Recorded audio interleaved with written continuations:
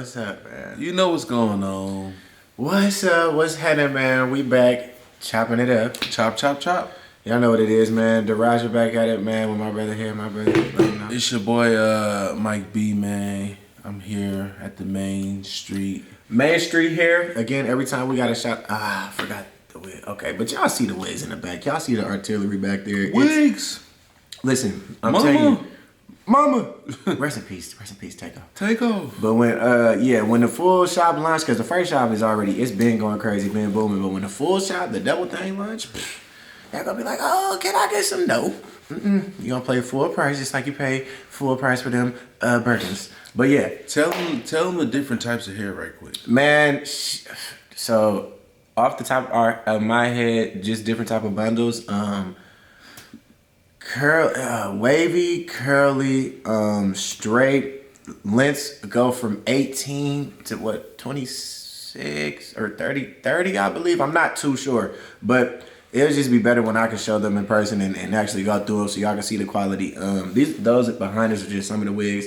Main Street Hair, Pleasanton again, is about to launch. But yeah, so this is my mom's shop. She's been grateful letting us use it. Love you, mama. But Mama. Yeah, we about to get it going, man. I'm sipping this coffee right now. Sipping some coffee, man. Trying to get through it. We just looking like just got off of work because we just did. We did. It's the life of the working man, bro. But yeah, so it's been crazy stuff, going on this week and everything, man. The first thing that struck me was the whole that Deion situation, man. And I know y'all done all seen it. Man. And so can I say something? Go ahead. Before you go in on it, I don't mean to cut you off. You do this. Go ahead. I don't mean to cut you off. Go ahead. It ain't on purpose. Yeah. If you don't know about the Deion story, Deion was at a HBCU, Jackson State University. And he was there. Shout out A&T, best HBCU. Aggie Pride, baby. Yeah, them Aggies. Anyways. Don't say it like that. Anyways, yeah, so he was there for like a couple years, maybe 2 to 3 years.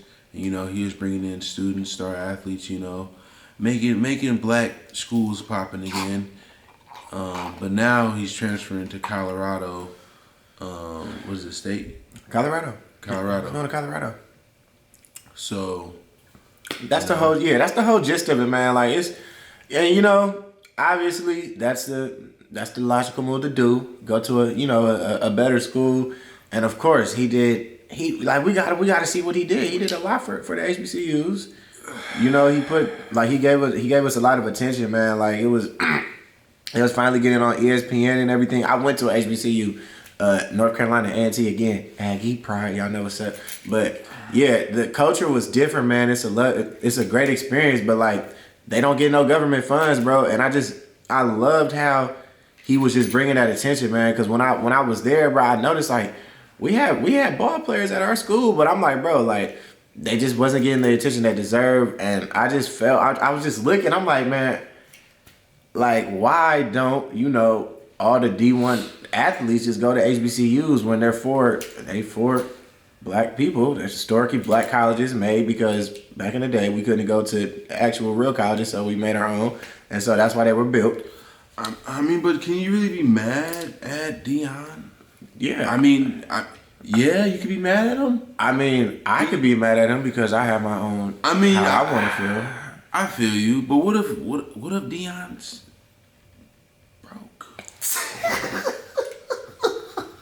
It's not funny. It's a serious matter. It's very serious because it's a lot. Hey, because prime time ain't.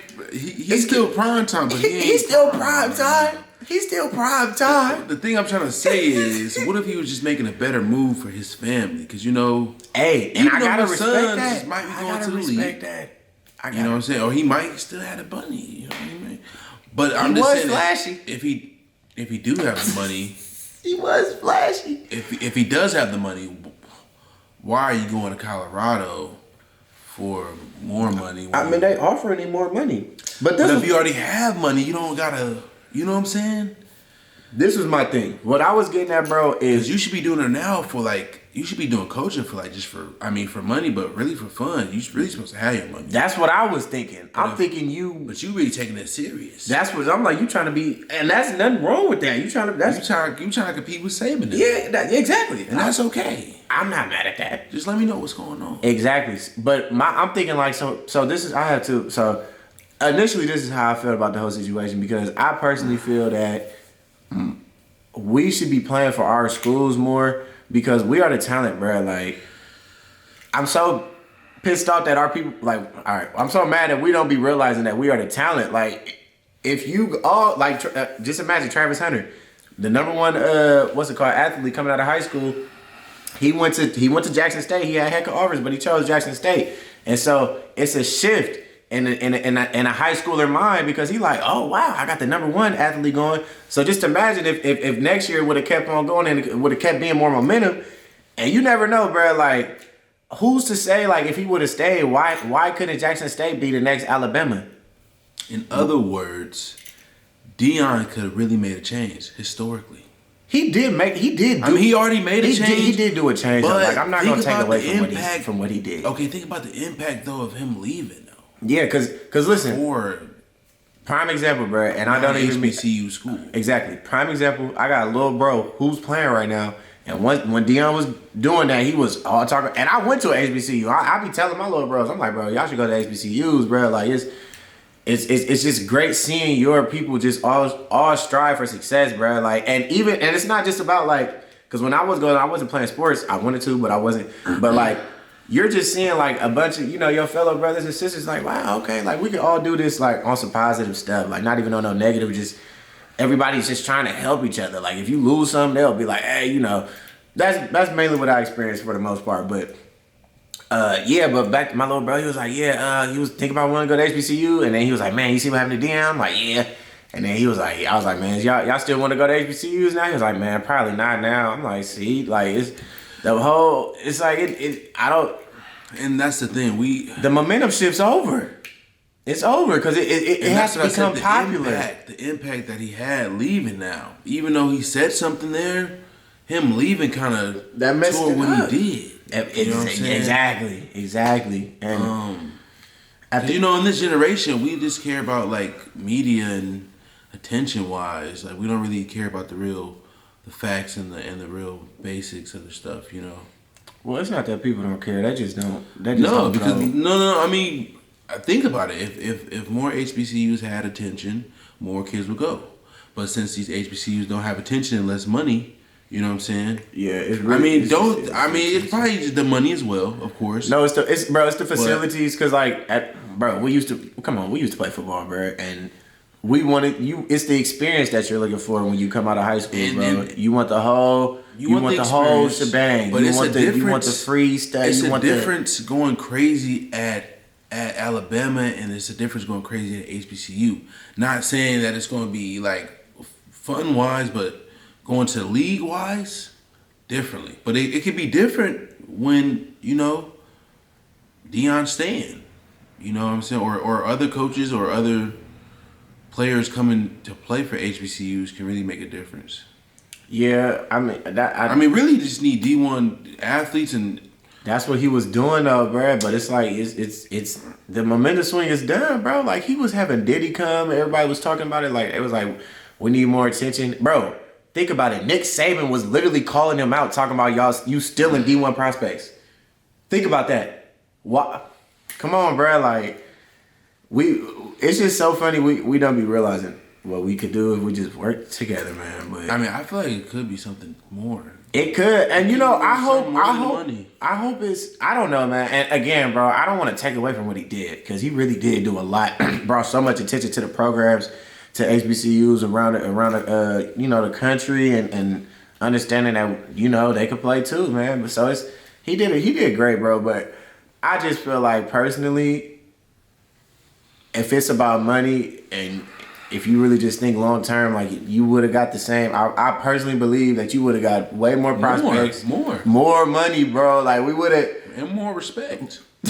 like, bro, like if more HBCUs would have got more popping, more schools. Y'all would have got more line. Because really what we need is the linemen, bro. Like, we would have got the lineman facilities would have been getting built. Like, because our players would have been like, bro, we're not going to Alabama or there no more. We want to come to A&T. We want to come to FAMU. We want to come to Fayetteville, or Winston. But until then, though, we need the facilities to be straight. Imagine now we understanding what our power is and we can help build. But again, you're gonna keep going to the schools and it's gonna keep bringing the money. So it's about It's all about the money. At the end of the day, it's all about that dollar. So It's all about the money. and then let's think about it. He did get that. They offered him $3 million. Who? Who's offering $3 million? Colorado. They did? Yes. So that's the question. Is $3 million enough for you to trade? How much was he getting at Jackson State though? He was getting $300,000. I mean, bro, it's just again, like what I said earlier. Cause I already knew this That's information. a big difference, though, bro. But let's look a at, big bro. difference. See, small-minded. Look, not small-minded. It's not small-minded. It's not small-minded. It's about stability. You can't be stable off of $300,000, bro. And you don't have nothing saved up after you were Deion Sanders. You're Deion Sanders. You're already living in the lifestyle of Deion Sanders. Why do you have to continue living that? That's wrong with our fucking people, bro. Live within your needs. Live within your means. Live within your means. They have the money, so they're living in between. Live within your means. But if you fucked your money up, that's your fault, bro.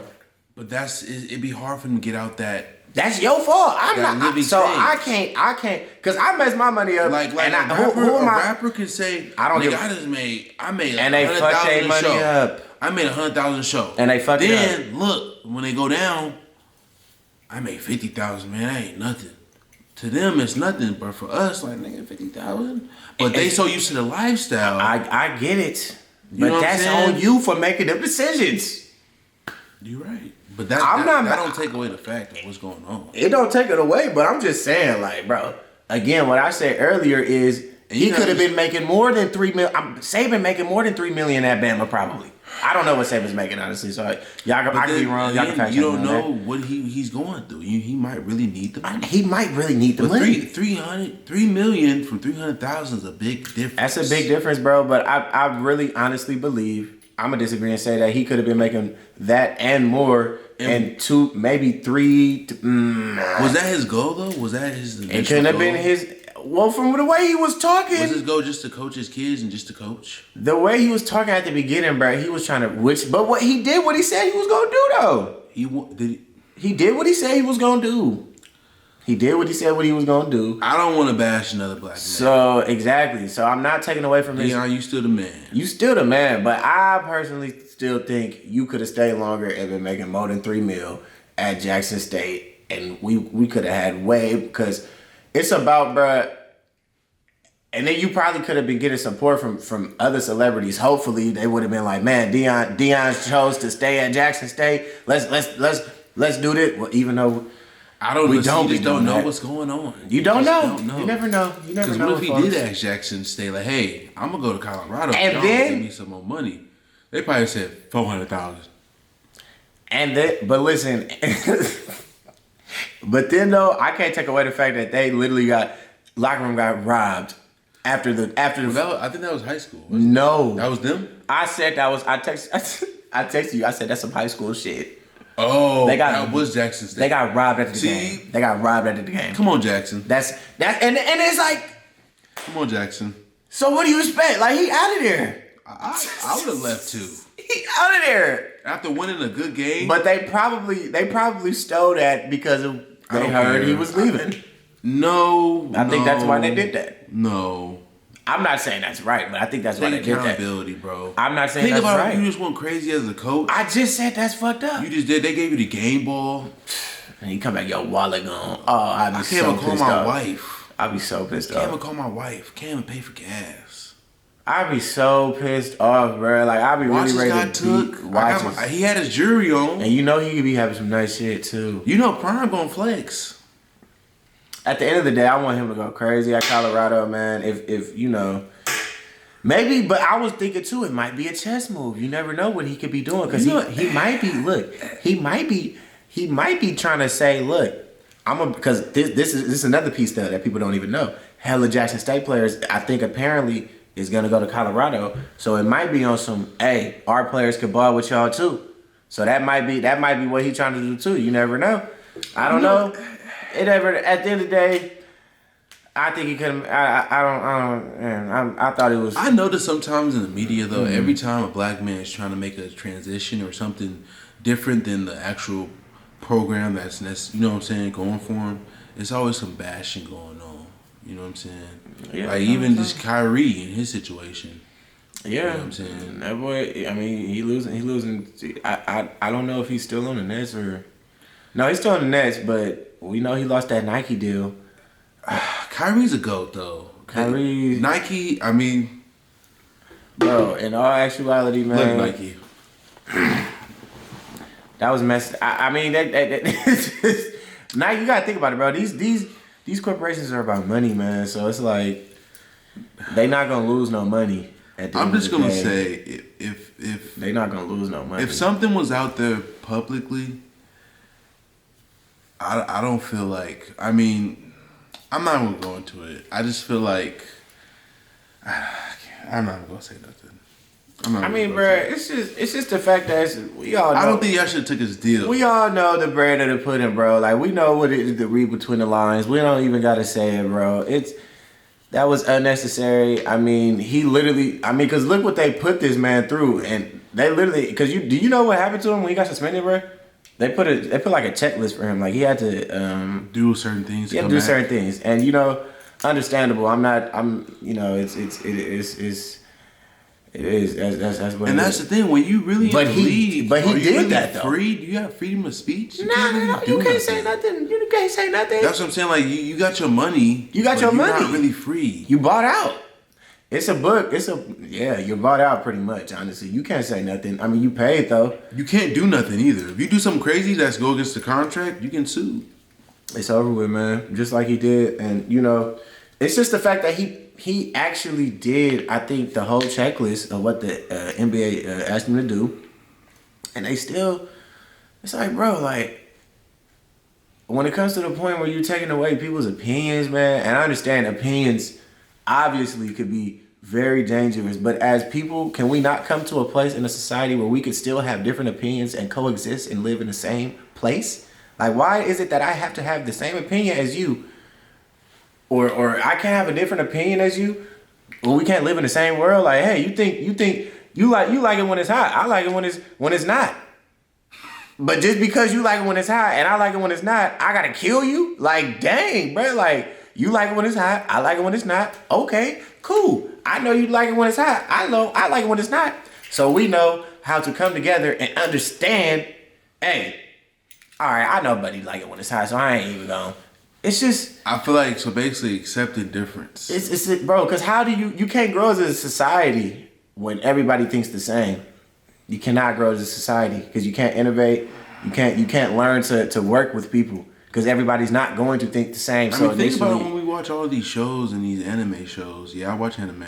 I love anime. Y'all know it. When the government try to control, it just starts to get bad, and then the society never goes great. Let's just say that. It's always a plot twist. It's always some stuff going on. It's always something people are gonna, all, because people, man, I don't know, man. I just feel like it needs to be.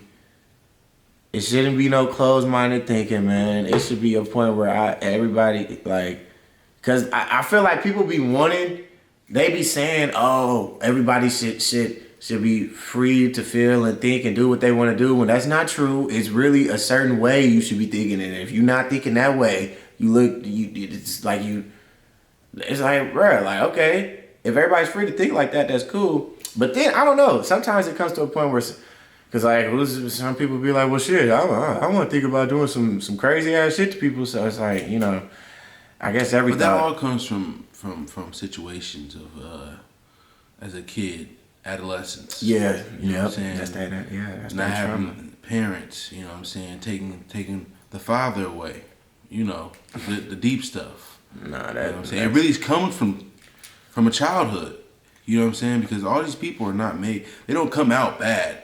It's just their situations. You know what I'm saying? So Yeah, bro. Perspective is crazy, and you know, I'm glad you mentioned anime because that really, as crazy as it sounds, that helped me get so much more perspective on life because I learned that. Like it show you like whole time you'll be watching the show and you loving the character and then you find out that character they people is on some crazy stuff. You like, oh, I was watching the bad guys dang near like, but then you see how they grow up, so it kind of hit you to understand like, you know, everybody everybody grows up different, bro, and everybody has different circumstances, and we all have to understand that like, you know, everybody got a story, bro, and you gotta just Everybody got a story. everybody got a story, bro. So what you complaining for? What you complaining about? You can't complain. What you complaining about? You can't complain. Everybody got a story, bro. I'm telling you, when I went to Africa. What you gonna do? Compete for stories? Oh, I did this. That's what people do. That's what people do. Is that who got the worst story? That's what people do. They love sympathy. As soon as you say that's, man, bro. That's why I really didn't like. Again, that's why with my whole situation, my thing that happened, I'm like, I just want to tell everybody at once because I'm gonna have to keep on repeating the story, and every time I say it, they're gonna be like, well, shit, man, I remember back in '06, I fell out of a car, and I got hit with a tree. It's like, dang, that's many, brother. So it's like, but yeah, bro, it's everybody got stories, man, and you know, again, we could all coexist. We could all live in this thing. In peace, you know. Well, I don't know. I feel people could, but you know, again, I don't think opinions should be shunned. And when it gets to a point where they forcing people to just think a certain way, man, I think that's pretty scary. If you ask me. I mean, but y'all know they forcing us to think a certain way. I mean, I'm not really too much into it, but when you surfing the web on social media, they using that gatekeeping theory, man. They getting us. You know what I'm saying? They telling us what they telling us what to think. They telling us they showing us only what to see. You're not gonna see what you've been talking about. You're not gonna see the things that's happening in Congo. You're not gonna see all that. You're just gonna see all the stuff they want you to see. You know what I'm saying? So yeah, information is really getting skewed and skewered and controlled, bro. It's when you see stuff, actually like track where it comes from. Fact check. You know what I'm saying? You know, and again, bro, conversation rules a nation, bro. Communication rules a nation, bro. Y'all gotta always remember, bro, media is the most powerful thing we got, man. And communicating with people and letting people know, bro, like it's okay we need more tough conversations, bro. That's the problem with our society right now. Everybody's so soft, everybody's so fake, and so like we be so scared to step on toes and let people know how you really feeling. When honestly, if you just let that person know how you really feel, you could get that much faster instead of continuously just white line and you know just doing stuff to make people feel better, bro. But at the end of the day, telling the truth is how we gonna move forward in the world. So I mean. Telling the truth and dealing with the same problems we've been dealing with. I mean, because we keep overlooking old problems and not dealing with them. You know what I'm saying? And the old problems are just getting worse. And the new problems are just transpiring from the old problems. I promise you, a lot of problems will go away if we just focus on the main problem. You gotta elaborate on that, brother, because I am lost. The main problem I'm talking about, I don't really want to go too deep into it, but it's still racism in the world. You know what I'm saying? We still ain't even come to the truth of loving, peace, and all that. You know what I'm saying? When we do that, then that's when we can really find true peace. You know what I'm saying? And all that, I feel like, in my perspective, and the hatred in the world go away, the canceling will go away. People, you know what I'm saying? Like, but I mean, it got to be a balance. Yeah, it got to be a balance. Gonna be balance, man. At the end of the day, like I was saying, I think you know people just gotta learn to coexist and understand like it's okay. Like even if like bro, like I used to always say, bro, like okay, for instance, bro, we both went to Berkeley High. And Berkeley's supposed to be the most liberal place, which it is, you know, of free thinking and all that, or like just hella liberal or whatever. And you would think like it would be none of that, no racism, nothing going on. During our 4 years at Berkeley High, they was hanging nooses on the trees. somebody wrote on the library thing, we gonna kill all niggers or something like that on library on the library website, and it's like dang, like I'm at Berkeley, like what I used to be thinking, bro. I used to be like, I'd rather be like maybe in the South or something. You tell me, look, I don't like you, and I'd be like, okay, at least I know he don't like me. And out there, it's like you never know. It's like you. Haiti High, it's like, okay. It was something every year at Berkeley. It was crazy. We did a protest every year at the same time. It was crazy stuff. At the same time. But what I'm basically getting at is that, like, bro, even if you don't like some or don't like somebody, say that. Like, just be like, bro, I don't like you. Or, all right, at least that person knows. Or maybe, you know what we could do? We can go our separate ways. That's what you're supposed to do. Agree to disagree. Hey, you don't like me? All right. That's what I'm saying. Like, at least I know now. So now it's like, okay, at least that person don't like me. That's fine. There's no need for me to even try to inflict some more. Because at the end of the day, man, we chopping it up, but we trying to spread that peace, love. We trying to spread the peace. We trying to spread the love, man. We trying to make a big change, man. Peace and love, what I'm saying? man. This your boy Mike B, man. Like I said, we're going to come chop it up with y'all every week, every time, every hour, whatever I'm saying. It's good, man. Hey, man, look, we out of here, man. Hey, look, it's the Roger D4B, yo.